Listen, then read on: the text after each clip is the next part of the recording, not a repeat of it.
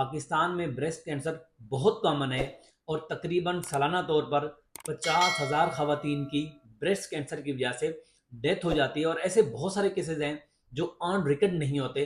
तो आज हम इसकी अलामात के ऊपर बात करेंगे।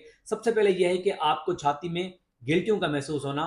अब ये जो गिल्टियां आप महसूस करेंगे जो खवातीन हैं, ये आपने पीरियड्स के फौरन बाद करनी है। ये एक बेस्ट टाइम होता है गिल्टियां महसूस करने का, क्योंकि पीरियड से पहले आपके ब्रेस्ट वैसे टेंडर होते हैं, हैवी होते हैं, तो लिहाजा पीरियड्स के फौरन बाद आप ये महसूस कर सकती हैं कि कहीं आपको ब्रेस्ट में कोई गिल्टी तो महसूस नहीं हो रही। और दूसरे नंबर के ऊपर है, ज़रूरी नहीं है ये गिल्टियाँ पेनफुल हों, इनमें दर्द हो।